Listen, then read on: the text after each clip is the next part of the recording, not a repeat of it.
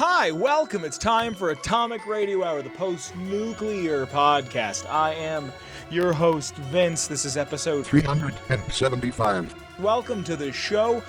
Much to talk about today. I want to give a quick shout out to the Patreon. If you want to support the show in any capacity, check it out with a link in the description below. There's a lot we got to talk about. If you guys haven't seen on screen, I'll show a clip or something, or maybe just the video overlaid of me talking about the first trailer, the first teaser trailer for Fallout Season 2 on Prime.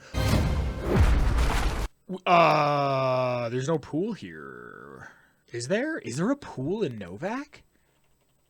There's no pool in Novak.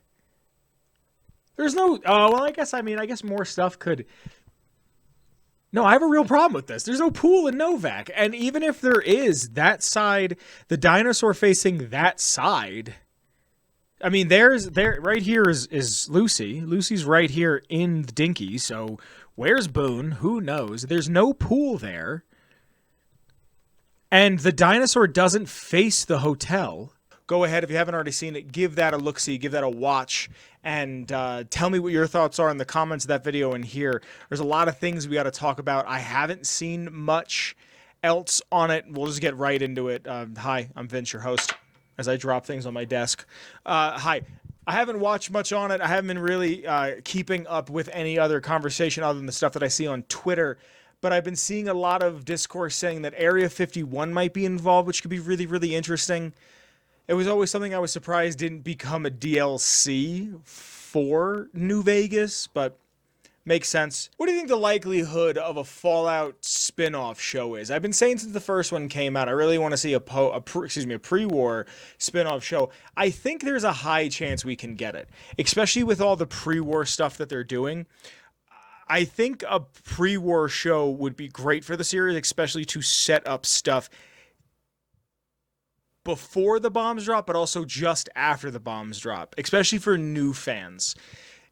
No one is going to know who Elder Maxon is unless they are talking about... Well, if you're talking about Elder Maxon, they're going to think Fallout 4. But if you think of Maxon, they're going to think of the guy in Fallout 4, the guy who's the Elder. They're not going to think about the guy who founded the Brotherhood. They're not going to talk about his liberation of Mariposa. None of that. They're going to think of Fallout 4's Elder Maxon. And I feel like a pre-war show could kind of fix that in a way. I feel like a pre-war show could be a show that'll show us stuff like Vegas, show us stuff like Hoover Dam, show us before everything went down. Show us what Reno looked like. Show us what was going on in Reno before it became New Reno and the crime families took over. Show us what would later become Junktown. Show us what the Capitol building looked like. We don't know who the president was at the time, or even, if I'm correct, the number of U.S. president he was in the U.S. We just know that he went to the Enclave base, especially if we could learn something about an Enclave power. We could learn about the Enclave oil base. Something like that would be great to see, especially for newer fans of the series, especially if their exposure to it was just from the show or just from Fallout 4, just from 76. Give us an explanation on who or what the people that played a huge role, will come to play a huge role in the series are. I would love to see that, especially you could get... And I've talked about this before, so sorry if you've heard me say this already, but I'm kind of elaborating on it a bit more. I've spoken about this with my friend Kyle.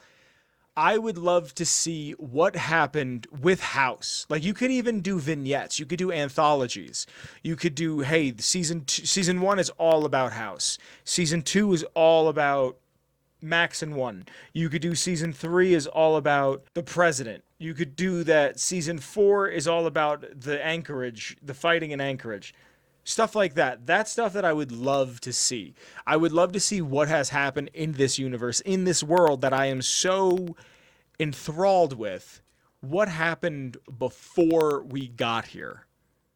That's really what I want to see. Before we go any deeper, I just want to say, I forgot to mention this at the top of the hour. I noticed my mic has been crackly, and I'm not quite sure why. I do have a backup mic. It is just a Blue Yeti, but those things can work wonders. This is a Shure microphone that I have with a Roland cable that plugs into a Focusrite Solo. So I don't think it's the Focusrite. If anything, it could be the cables, because I used to kink the cords up like an ass, and then they kind of sat dormant while I was on hiatus. So I might go replace the cable sometime soon and just see what happens. So I'm gonna try to have this fixed sooner rather than later, but I can't. It's weird. I have no other way to put it. It's just strange, just peculiar. So before we get any deeper into the show, I want to bring up this week's lore. And before I can get to the lore, I have to thank the Patreon. Because of the Patreon, the show continues to grow bigger and better, and especially during my hiatus, I got to take some time off, and there was a few people that still stood around to support. So there's a few people that I have to thank, and starting at the top, I want to thank the OG Noah. Thank you, Noah. After Noah, I have to thank Mellow Milhouse. Thank you to Mellow Milhouse. After Mellow Milhouse, I have to thank Danish Hound Dog. Thank you to Danish Hound Dog. And last but certainly not least, I have to thank Brotherhood Outcast. Thank you to Brotherhood Outcast. If you like the show and would like to support in any capacity, make sure to check out the Patreon, link in the description below. You could even watch these episodes get recorded live every Wednesday night at about 8:30 Mountain Standard Time. Again, thank you guys. And now for the lore. Hey, so I've been away for a minute, as you probably know if you're a frequent listener, and I feel like something was missing, and it turns out I totally forgot about asking the Discord what lore they'd like to hear for the week. I'm sorry. I can't believe I forgot to do it. It just slipped me completely by. So I have something prepared. I hope you guys don't mind that. I have a little piece of lore, and I think it's going to fit nicely. Everything that's been going on currently with the show being announced that it's going to have a more deep look into New Vegas. So if you want to hear any lore whatsoever, check out the Patreon. Usually I ask, this week was a fluke and it was my fault and I'm sorry, but usually I'll ask what you guys want to hear and you can vote on it. But by way of me and the Ghoulman Entertainment Patreon, I bring you the lore on the Lucky 38 from Fallout New Vegas. The Lucky 38 being this hotel that is made to look like a roulette wheel. It shows up in Fallout New Vegas, and it is in the show. It's in the Fallout show on Amazon Prime. We got a glimpse of it at the end of the last episode, and now with the teaser trailer out, we have seen quite a bit of it, and it's going to be a focal point of the show. It's owned by Mr. House. It's part of the Vegas Strip. It's a beautiful statue-esque building. You see it from all throughout the map, and when it lights up at night, it's just fantastic. It also shows up in the All Roads comic. It's just I love it. I really do genuinely love the 38. I love the architecture of it. It's patrolled by Securitrons, and it has 6 different floors if you include the basement, which houses some big metal fellas, which I'll get to in a little bit. Now, I wanted to talk about 38. I want to talk about the Lucky 38 for a couple of reasons. One, it's awesome, and secondly, it's going to play a huge role in the show. And because it's going to play such a big role in the show, I thought, you know what, let's catch up and see what we're going to learn more about. So if this is here, you'll find out some stuff about 38. And then we will find out more when the show comes out. So people who haven't played the game, this is for you. Even people who have played the game and just want a refresher, this is for you. Pre-war, the Lucky 38 Casino and Resort was built sometime before 2025. It's arguable that it's 2024. There's no concrete date. There's a poster in the Lucky 38 that says Viva Las Vegas 2025. And that's believed to be that's when the completion of the building being built is. Sometime prior to 2277, Robert Edwin House, the owner, the operator of the casino and resort, the guy who is the CEO of Robco, moves into the Lucky 38. Now, he owns the casino, he runs the casino, he profits from the casino, and he doesn't just build it and he doesn't just live in it because he wants to. There's other goals that he has. This is a man who has so much money, and his money makes him so much money. He's a man that is constantly thinking forward, and he's an eccentric billionaire, meaning he has strange ideas. The clip we see of him in the new trailer, he's wearing this blue suit with a red tie, cream pants, a white shirt. You know, he's a guy who dresses flashy. He's an individual. He's the guy who, like, invents Liberty Prime, more or less. Now, I get all of my lore from playing the games, obviously, but I also need a refresher every now and again. I'll head over to the Fallout wiki, fallout.fandom.com, the Nukipedia, if you will, because I need a refresher every now and again. I play these games. I love these games. One of the things that I want to bring up that I actually didn't even really know much about is from 2072, July 17th of 2017, from Volume 201 Charleston, Sunday evening, July 17th, 2072, number 17. Shanghai Sally's Reign of Terror Ends.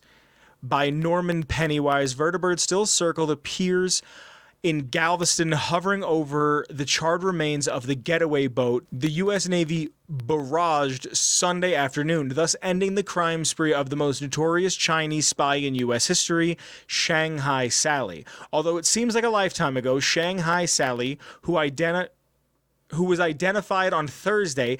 Initially, Shanghai Sally was discovered barricaded in one of the high roller suites in the Lucky 38 in Las Vegas with over $20 million in cash stuffed into several duffel bags. Before she could be apprehended, she allegedly used bedsheets to climb down to the ground floor. Reports of Shanghai Sally eluding police came in hour by hour as she made her way east. She was sighted in Flagstaff, Albuquerque, and El Paso while carjacking vehicles from innocents. One unconfirmed report indicates she even infiltrated a U.S. Army base and stole fully armed vertibirds. This is propaganda at its finest. This isn't super big, but I never get the chance to talk about 76 because I'm not sure how much of 76 is actually canon, and because of this being brought up, I just wanted to read it quick. Now, House himself, like I said, let's go back to him. He was an eccentric billionaire. He's a genius. This is a man whose mind rivals that of many other people of high intellect in the Fallout universe. I'd say he's one of the highest. He's up there with Marcus. He's up there with the think tank. He's a very bright man. He's a brilliant man. He's a forward-thinking man. He calculated the day of the Great War and suspected and bet on the end of modern days coming soon, and spent a stupid amount of money on long-range laser cannons and network mainframe updates to the tower to defend it, to the Lucky 38. He wanted to make sure the Lucky 38 was as tip-top as possible. A quote from House directly comes to you as such. On the day of the Great War, 77 atomic warheads targeted Las Vegas and the surrounding areas. My networked mainframes were able to predict and force transmit disarm codes subset to 59 warheads, neutralizing them before impact. Laser cannons mounted on the roof of the Lucky 38 destroyed another 9 warheads. The rest got through, though none hit the city itself. A suboptimal performance, admittedly, if only the Platinum chip had arrived a day sooner. And we're going to get to the Platinum chip in just a moment. Because under the Lucky 38 is a facility for House's personal army, his personal police staff that he needs to protect Vegas, to protect New Vegas. This is where he would house his Securitrons. Another quote from House: as you know, the Platinum chip upgrades my Securitrons operating software. Well, there's an army of them here. The Securitrons policing the strip are a fraction of the total number manufactured. The rest I stored here. So here's this guy with stupid money and has his own army. He doesn't need to feed his army. He doesn't need to clothe his army. He doesn't need to house his army.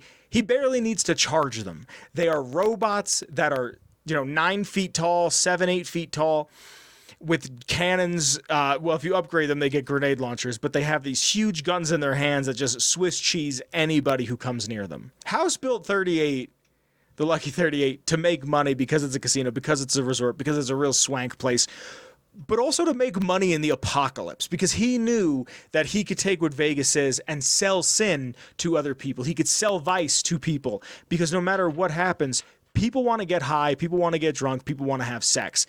And House knew that. All the while, he thought he could rule the world, or at least his section of the world, being it Vegas, being it New Vegas, being something else that was about to come about from this post-war era. He knew that something was going to happen. He knew that the world was going to end and could predict this, and was using this as a bargaining chip, or as a one-up on the rest of the world by saying, here's this pre-world acumen that I have. We're going to use it, and we're going to take advantage of the roving masses of wasters who don't know how to read and just want to take in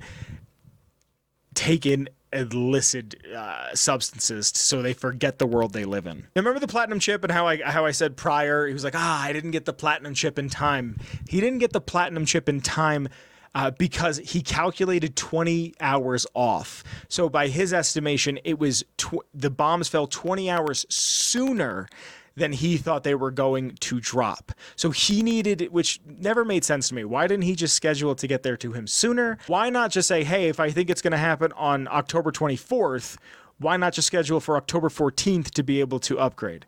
I don't know if there's an explanation given for that anywhere in the text of the game or anywhere else.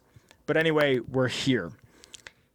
That platinum chip that could have upgraded the OS system of Lucky 38 and his Securitrons doesn't show up in time. Because of this, Sunnyvale is destroyed where it was manufactured. Again, he said, if only the platinum chip had arrived a day sooner. In a weird way, he screwed himself. He didn't mean to screw himself, but he screwed himself in a weird way, where if he would have just redone the math, let's say one more time, maybe he would have calculated at the Great War would have happened a little sooner, and he would have been spared. Lucky 38 would be the way that he wanted it. Now, because the OS was never upgraded, when the bombs dropped, it was faulty. It couldn't handle everything that was going on, and House almost died defending Vegas. The courier can ask, how did you nearly die defending Vegas? And House will say, software glitches set off a cascade of system crashes. I had to take the Lucky 38's reactor offline lest it melt down. For nearly 5 years, I battled power outages and more system crashes until I finally managed to reboot my data core with an old version of the OS. I spent the next few decades in a veritable coma, but I survived, obviously, and eventually I thrived. He goes into a coma in 2077, and he doesn't awake from that coma until 2138. He was in a coma for 61 years, and he woke up and then decided it was time to work. By time 2274 rolls around, House has agents all over. I'm assuming it was a Securitron the same way Victor is a Securitron. I assume one of his Securitrons were out gathering data and eventually saw NCR scouts at Hoover Dam. And House then understood that civilization in some capacity existed still. In some capacity, civilization was out there and doing something, and he realized, yes, capitalism must still exist. I can make a stupid amount of money now because people will always need to have some sort of a vice. People will always need a reason to drink. This is when he developed a plan to rebuild Vegas, so into New Vegas. So by 2274, is when he starts rebuilding Vegas. By 2281, Vegas is thriving. The courier can ask, how did you establish New Vegas? And Mr. House will say, we can discuss this in greater detail at another time. Suffice it to say, when my Securitrons detected NCR scouts at Hoover Dam, I took action. I recruited a tribal force to supplement and my Securitrons and renovated the strip just in time to welcome the NCR as they marched into the region. And because of this, we get the Lucky 38, the chairman, we get the Ultralux, the White Glove Society, we get the Omertas of the Gomorrah. He took these tribes and then melded them into what he wanted them to be. And he wanted them to be something of the old world, but still with that mentality of tribalism. And that kind of leads us to where we are now. There's not a lot about it known pre-war, and that's what's so exciting, is that we're going to get to see it in the show. I really wanted to focus on the pre-war stuff, and I didn't want to talk too much about House or the chip, but you kind of have to with something like this. Just to go over the way it is in game, depending on the way the game ends, and depending on the way the show is about to go, a number of things could happen. House could die, House could live, but you could take him off the computer, you could take him off life support and he'll slowly die. The bacteria gets to him. He can sit there and watch the world crumble around him. But I want to talk about the layout exactly. There's a casino because it is a casino and a resort. You can't gamble here, but it's there. In the beginning of the game, when you're first getting acquainted with House and 38, Victor has to be spoken to make sure that the elevators move up and down, but that isn't the case all the time. There's also a cocktail lounge. There's some fun things you could get there, like a briefcase containing C4 and a detonator and a silenced pistol, but you can get the test site snow globe here, which you can then sell to House for big bucks. And fun fact, you actually will get more money with all of your charisma bonuses if you talk up how much you should be paid for the snow globes than he'll pay you for the chip. There's also the penthouse, where you find House in the computer. This is where he would have lived. This would have been the place that he was at most of the time. You find his robot, Jane, there. There's a bunch of pre-war books.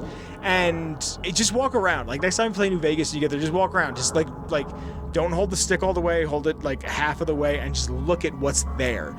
You can see all of Vegas. You can see everything, especially at night. It's a beautiful, beautiful sight, especially from a game from 2010. And of course, there is the presidential suite, which becomes your player home, where you can send all of your companions to if you get it.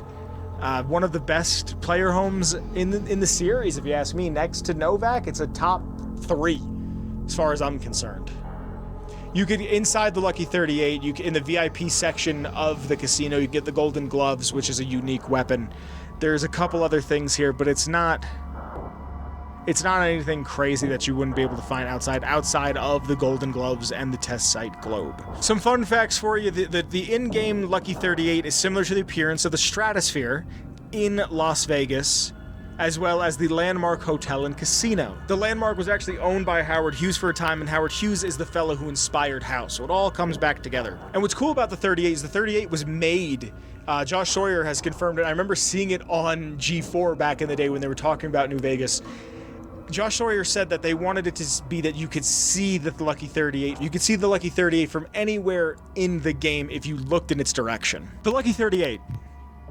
What could be said about the Lucky 38 that hasn't been said already? And I'll tell you what will be said.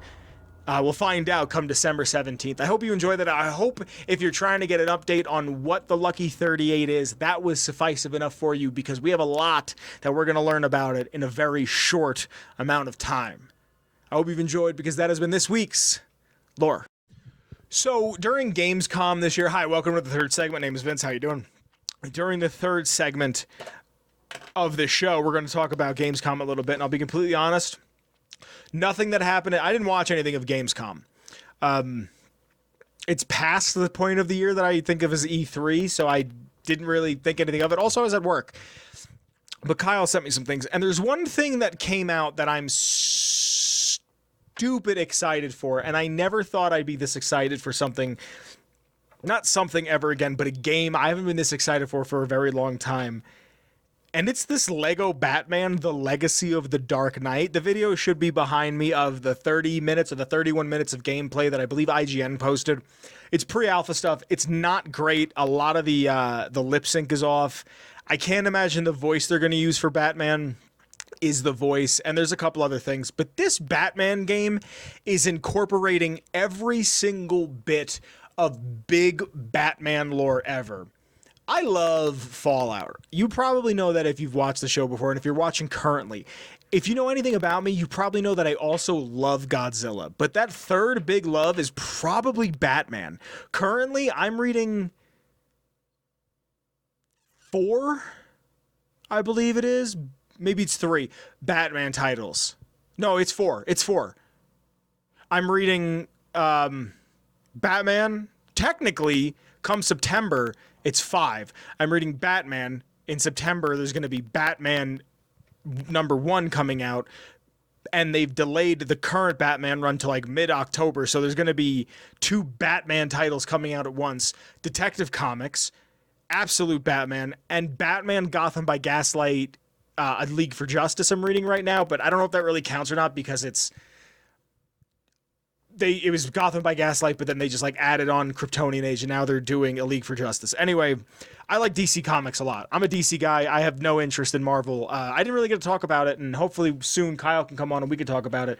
I loved the Superman movie. Loved it. And I was Superman hater supreme. But this Lego Batman movie is incorporating super deep cuts of every Batman ever, anything ever.